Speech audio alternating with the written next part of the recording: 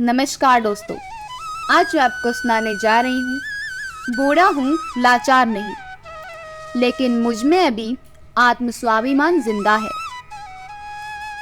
रामलाल जी कुर्सी पर बैठकर किताब पढ़ रहे थे और पास में ही उनकी पत्नी सविता जी सिलाई कर रही थी। इतने में उनका पोता कुछ किताबें लेकर आया और बोला, दादाजी कैसी किताबें पढ़ रहे हैं आप? इसमें तो कोई फोटो भी नहीं है। ये देखो मेरी कॉमिक्स। अच्छा दिखाओ तो पढ़कर देखे। अपनी किताब को एक तरफ रखते हुए रामलाल जी ने कहा तो जय ने उनके हाथ में एक बुक थमा दी। देखते ही रामलाल जी बोले, ये कैसी किताबें पढ़ते हो तुम? जय कुछ अच्छी किताबें पढ़ा कर, इसमें तो सब मार धाड़ है। और ये लाल रंग का अजीब सा आदमी कौन है इसमें? दादाजी ये तो स्पाइडरमैन है, सुपर हीरो। अरे बेटा, कॉमिक्स तो हमारे जमाने में होती थी, चाचा चौधरी के किस्से जिनमें अच्छी सीख भी मिलती थी और मनोरंजन भी हो जाता। क्या दादाजी, आपको तो कुछ भी नहीं पता एंटरटेनमेंट के बारे में, नाराजगी भरे स्वर में कहते हुए जय अपने दादाजी के हाथ से अपनी कॉमिक बुक लेकर बाहर भाग गया। रामलाल जी बड़ी हैरानी से जय की तरफ देखते रह गई और फिर उदास होकर खुद सोच विचार में पड़ गई और अपनी पत्नी से बोली, शायद आज के जमाने के हिसाब से हम और हमारी सोच पुरानी हो गई है। सविता जी जो अपने पति के भावों को बड़े करीब से जानती थी, उन्हें उदास देखकर बोली, उदास क्यों होते हो जी? हमारा जमाना लग चुका है। इस बात को हम जितना जल्दी स्वीकार कर लें इतना अच्छा है। दरअसल कुछ महीने पहले तक रामलाल जी अपनी फैक्ट्री चलाते थे और उनका बेटा मोहित उनके साथ फैक्ट्री का काम संभालने में मदद करता था। लेकिन एक दिन अचानक उन्हें दिल में दर्द की शिकायत हुई और एकाएक पसीने से तरबतर हो गई। डॉक्टर के पास लेकर जाया गया तो पता चला हार्ट अटैक आया था। डॉक्टर ने सर्जरी करवाने की सलाह दी और कुछ महीने आराम करने को कहा। रामलाल जी जो बड़ी चुस्ती के साथ अपनी फैक्ट्री का काम संभालते थे, एकाएक घर पर बैठ गए। कुछ दिनों तक तो मोहित उन्हें फैक्ट्री के खर्चों और कमाई का पूरा हिसाब देता रहा, लेकिन फिर उसने भी हिसाब देना बंद कर दिया। मोहनलाल जी ने जब बेटे से हिसाब के बारे में पूछा तो इस पर मोहित ने जवाब दिया, पिताजी आजकल डिजिटल का ज़माना है, इसलिए मैंने फैक्ट्री का सारा हिसाब किताब अब कंप्यूटराइज्ड कर दिया है। आप रहने दीजिए, आपको इस बारे में जानकारी नहीं है। मैं फैक्ट्री संभाल रहा हूँ।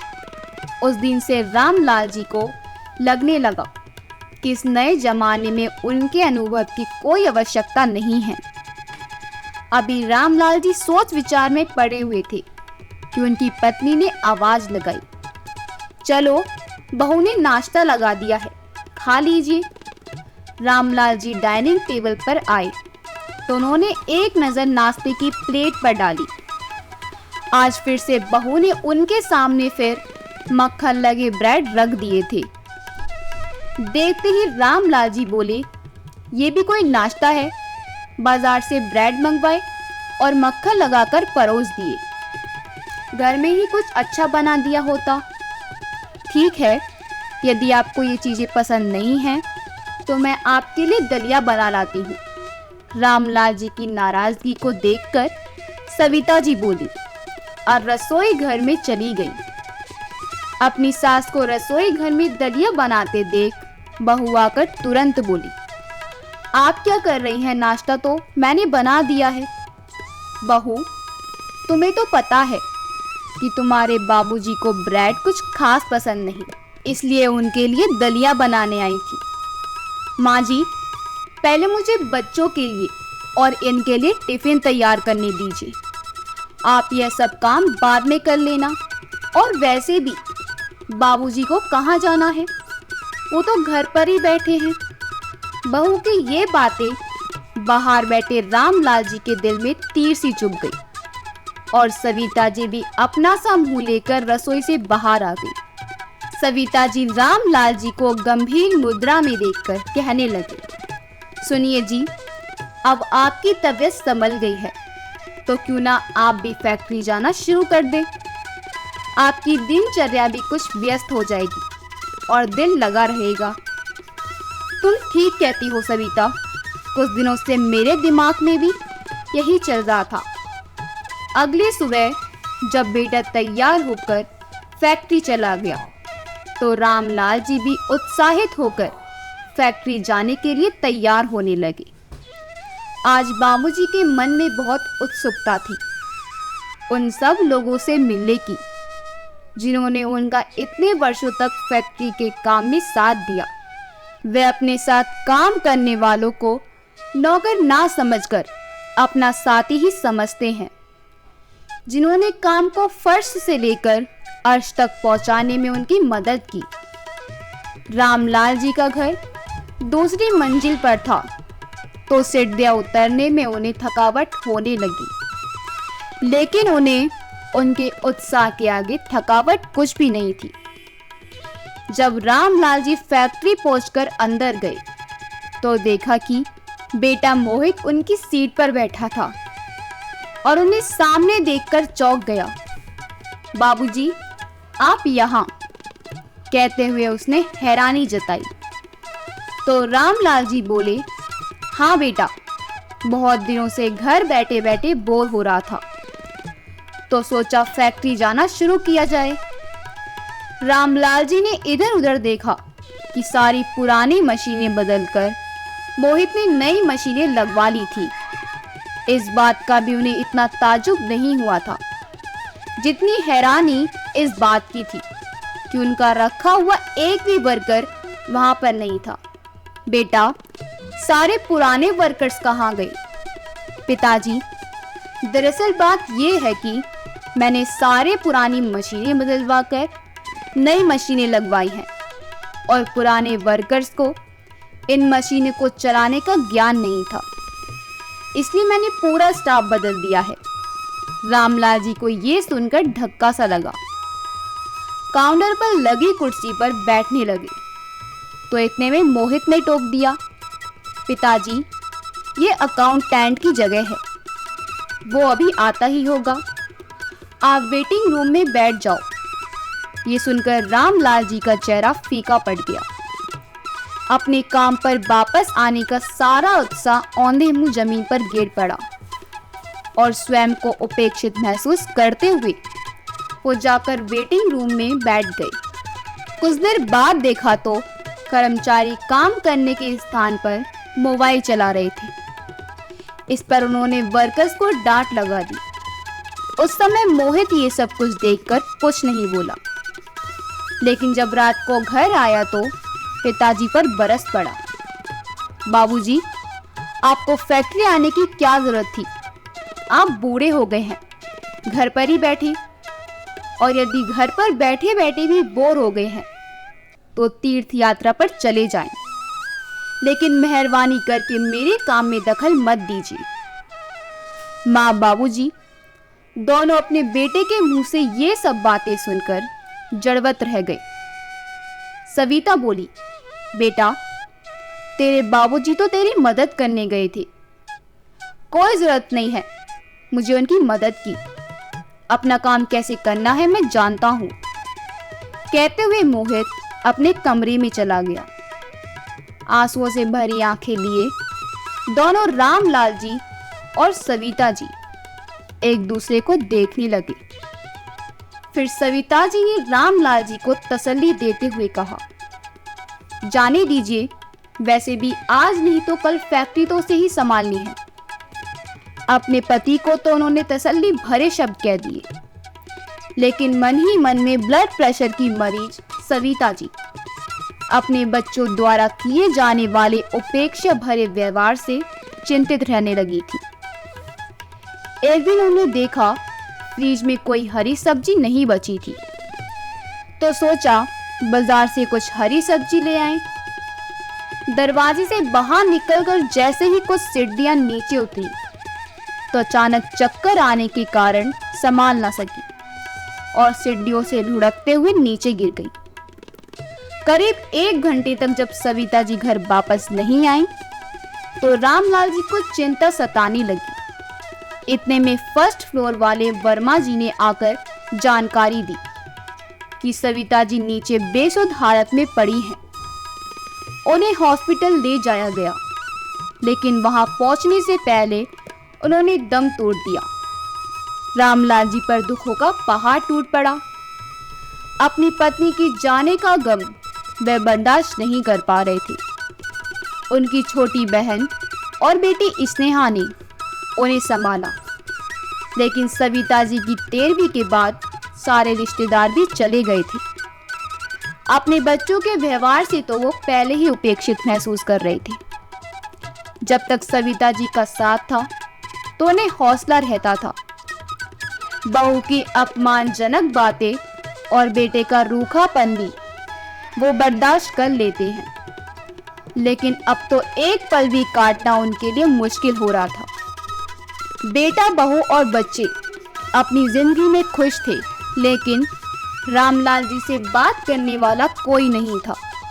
2-3 दिनों के बाद उनकी बेटी उनका हालचाल जानने आ जाया करती थी तो उनका मन खुश हो जाता था, लेकिन उसके जाने के बाद जिंदगी फिर से अंधेरी रात लगने लगती। आज नाश्ते में फिर मक्खन लगे ब्रेड उनके सामने रखे थे। वे जानते थे कि ऐसा भोजन उनकी तबीयत के लिए सही नहीं है, लेकिन करते भी क्या। आज उनके कहने पर दलिया या पोहा बनाकर देने वाली सविता जी भी उनके पास नहीं थी, इसलिए वह ब्रेड भी उन्होंने चुप करके खा लिए। नाश्ता करके अंदर जाने लगी तो अचानक डोरबेल बजी। मोहित ने दरवाजा खोला। अरे बुआ जी, आप यहाँ? हाथ में बैग देखकर मोहित और उसकी पत्नी हैरान हो गई। हाँ बेटा, मेरी तबीयत कुछ ठीक नहीं लग रही थी तो मैंने ही कुछ दिनों के लिए रमा को यहाँ रहने के लिए बुलाया था। लेकिन बाबूजी, बुआ जी को तकलीफ देने की क्या जरूरत थी? मेरा मतलब है, आखिर उनका भी परिवार है। बहू कहने लगी तो इतने में उसकी बात काटते हुए बुआ जी बोली, अरे नहीं बहू, इसमें तकलीफ की क्या बात है? अपनों के लिए भी तो थोड़ा समय निकालना चाहिए। हालात से परेशान रामलाल जी के चेहरे पर अपनी बहन के आते ही मुस्कुराहट आ गई। अब उन्हें अकेलेपन का एहसास नहीं हो रहा था। रमा जी अपने भाई को सुपाच्य और पौष्टिक खाना बनाकर देने लगी। उनके फल और दवाइयों के समय का भी पूरा ध्यान रखती थी और कभी कभी बेटी भी आ जाती थी तो रामलाल जी की तो जैसे दुनिया ही रोशन हो जाती थी। वे अपनी पत्नी के जाने का गम भूलते जा रहे थे, लेकिन तेज मिजाज बहू को बुआ सास का अपने घर रहना नहीं सुहाता था। उनकी उपस्थिति आंखों में खटकती थी। जी मैं जानती हूँ कि माँ के जाने के बाद बाबूजी थोड़े अकेले हो गए हैं, लेकिन इसका मतलब यह तो नहीं कि आए दिन घर पर मेला लगा कर रखेंगे। हर 2-4 दिन बाद बेटी को बुला लेते हैं। बुआ जी जो आए दिन मुझ पर रोब झाड़ती रहती हैं, उन्हें तो मेरे सिर पर ही बिठा कर रख दिया है। ऐसा कब तक चलेगा?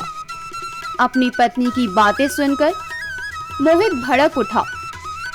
अगले दिन सुबह जब बुआ जी मंदिर गई थी तो मोहित अपने पिता के पास आकर बोला, बाबूजी, बुआ जी घर वापस कब जा रही हैं? क्या मतलब, तुम्हें कोई तकलीफ है अपनी बुआ के यहाँ रहने से? तकलीफ तो है बाबूजी, आए दिन आपकी बहू पर रोब जमा कर रखती हैं बुआ जी। और फिर कितनी महंगाई का जमाना है, एक सदस्य से बजट में फर्क पड़ता जाता है। हम कब तक उनकी जिम्मेदारी उठाएंगे? बेटा, जिम्मेदारी तो वो मेरी उठा रही हैं। उसके आने से मुझे बहुत आसानी हो गई है। मेरे सारे काम झट से कर देती हैं और अपने दिल का हाल भी उसे बांट लेता हूँ। वो तो मैंने ही उन्हें कुछ दिन यहाँ रुकने को कहा था, क्योंकि अपने घर में उसकी कोई खास जिम्मेवारियां भी नहीं। बाबूजी, आप तो ऐसे कह रहे हैं जैसे आपकी बहू कोई जिम्मेदारी उठाती ही नहीं। काम तो बुआ जी के आने से पहले भी हो रहे थे ना। और जहां तक रहे अकेलेपन की बात, तो आए दिन आप स्नेहा को बुलाए रहते हैं घर पर। मोहित गुस्से में चिल्लाया। उसकी बातों ने रामलाल जी को अंदर तक जख्मी कर दिया था। वे चाहकर भी इसके आगे कुछ ना बोल सके, लेकिन एक बात अब समझ गए कि उनका बेटा बहू अब उनकी बहन को घर में शांति से रहने नहीं देंगे। आए दिन बहू कोई ना कोई झगड़ा करके उन्हें निकालने की कोशिश करेगी और अपनी बहन को अपमानित होते हुए नहीं देख पाएंगे। इसलिए अगले दिन उन्होंने अपने दिल पर पत्थर रखकर अपनी बहन को वापस घर भेज दिया। दुखी रामलाल जी वापस अपने कमरे में आकर अपनी पत्नी की तस्वीर के आगे आकर बैठ गए। सविता, तुम्हारे जाने का गम मैं अपनी बहन के सहारे ही तो सहन करता था। वो रहती थी तो अकेलेपन का एहसास भी नहीं काटता था मुझे। उनका यहाँ रहना भी बर्दाश्त नहीं हुआ तुम्हारे बेटे बहू को। क्या मैं अपनी बहन या बेटी को अपनी मर्जी से अपने घर भी नहीं बुला सकता? आंसू बहाते हुए भरे गले से रामलाल जी बोली। बहन के जाने के बाद रामलाल जी के दिल में फिर से वही उदासी आ गई। वे अनबने से रहने लगे। जब तक उनकी बहन रमा उनके घर पर रही, उन्हें हल्का फुल्का भोजन बनाकर देती थी।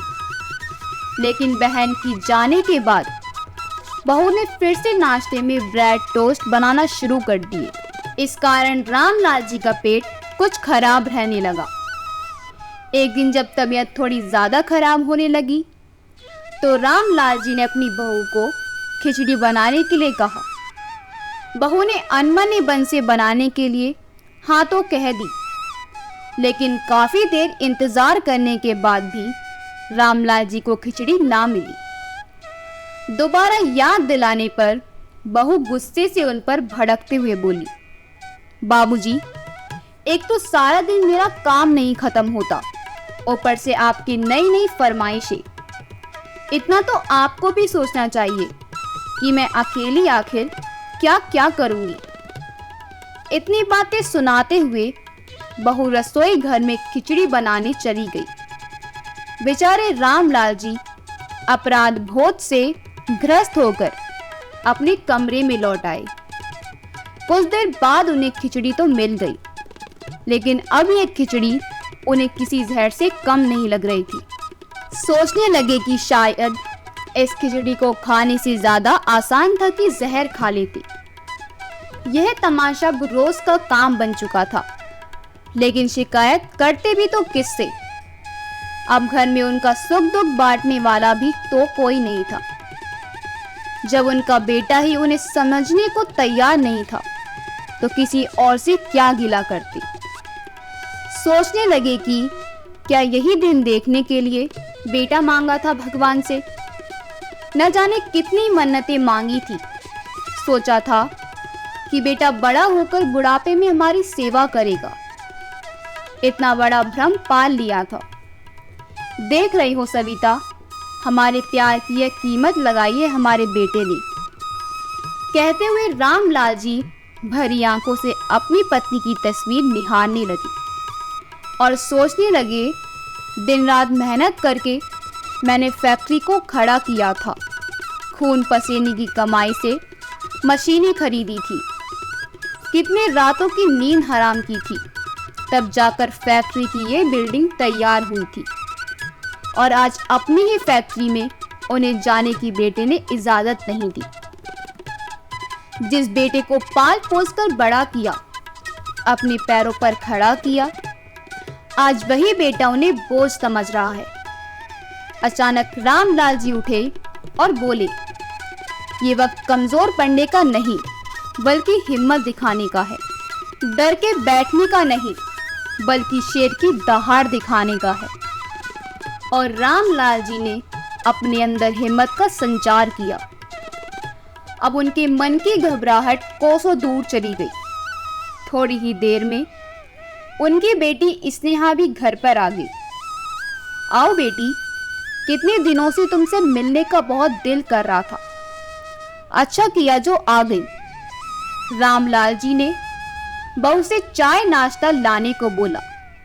जब बहू चाय के साथ ब्रेड पर मक्खन लगाकर लाई तो नाश्ते की प्लेट में ब्रेड देखकर स्नेहा बोली, बाबूजी, आप ब्रेड वगैरह मत खाया कीजिए। भाभी जी, पापा जी के लिए कुछ हल्का फुल्का भोजन बना दिया करो जिसे पचाने में आसानी होगी। इतनी बात सुनने की देर थी तो बहू जैसे उबल पड़ी और बोली, एक तो माँ जी के जाने के बाद आए दिन घर पर किसी ना किसी का आना जाना लगा रहता है और अब मैं इनकी भी चाकरी करती फिरूं। आप लोग क्या चाहते हैं कि सारा दिन मैं रसोई में ही खड़ी रहूं? अगर इतनी ही चिंता हो रही है अपने बाबूजी की तो अपने घर ही ले जाओ। बहू की जली कटी बातें सुनकर रामलाल जी हैरान रह गए। आज उन्होंने चुप रहना उचित नहीं समझा। बस बहुत हुआ। अचानक रामलाल जी के मुंह से ये 3 शब्द निकले और उन्हें मन ही मन कुछ ठान लिया। बहू, तुम शायद भूल रही हो कि यह घर मेरा है और मेरे ही घर से मुझे निकालने वाली तुम होती कौन हो? क्या मतलब है आपका? बहू गुस्से में चिल्लाने लगी। तो बाबूजी बोले, बहू, अभी मेरी बात खत्म नहीं हुई है और इस घर में कोई भी इतना बड़ा नहीं हुआ कि मेरी बात काट सके। ये बातें चल ही रही थी कि मोहित घर पर आ गया और बाबूजी को जोरदार आवाज में बोलता हुआ देखकर चिल्लाने लगा, पापा जी, ये क्या तमाशा लगा रखा है आपने? बेटे की जोरदार आवाज सुनकर भी आज बाबूजी कमजोर नहीं पड़ने वाले थे। उसकी आवाज में आंखें मिलाते हुए बोले, ये बात तो मुझे तुम लोगों से पूछनी चाहिए बेटा। अपनी खून पसीने की कमाई से खड़ी की गई फैक्ट्री मुझे जाने की इजाजत नहीं है।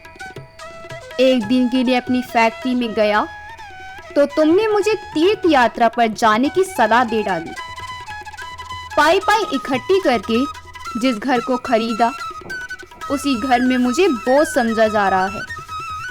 सुबह की चाय के लिए भी घंटों इंतजार करना पड़ता है। 2 वक्त की रोटी के लिए तरसाकर रख दिया तुम लोगों ने। मुझे तुम्हारी माँ के जाने के बाद अकेलापन काटने लगा तो तुम्हारी बुआ को कुछ दिन के लिए बुला लिया। तुम लोगों को उसका रहना भी बर्दाश्त नहीं हुआ और आज इसने आई तो बहू ने उसे भी जली कट्टी सुना दी। एक बात कान खोलकर सुन लो, जिस घर से तुम मुझे निकालने को कह रहे हो वो घर आज भी मेरे नाम पर है और यदि इस घर से कोई जाएगा तो तुम लोग। और बेटा, जिस फैक्ट्री पर आज तुम अधिकार जमा कर बैठे हो उस फैक्ट्री का मालिक आज भी मैं हूँ। मैं चाहूँ तो उसे बेच भी सकता हूँ और आज भी इतनी हिम्मत है मुझ में कि अपनी फैक्ट्री फिर से संभाल सकूं। बेटा, मैं बूढ़ा जरूर हुआ हूँ लेकिन आत्मस्वाभिमान अभी जिंदा है। मैं कल से अपनी फैक्ट्री में जाकर अपना काम संभालने वाला हूँ और यदि किसी को मेरी मदद करनी हो तो वो फैक्ट्री आ सकता है। आज बेटा और बहू दोनों बाबूजी का ये रूप देखकर सन्न रह गए। इतने गुस्से से तो बाबूजी ने आज तक कभी बात नहीं की थी, लेकिन आज केवल बाबूजी ही बोल रहे थे और बाकी सब सिर नीचा करके ही सुन रहे थे। अगले दिन सुबह बेटे और बहू के व्यवहार में जमीन आसमान का बदलाव दिखाई दिया। आज बाबूजी को नाश्ते में दलिया खाने को मिला और मोहित बाबूजी को फैक्ट्री ले जाने के लिए तैयार होकर खड़ा रहा।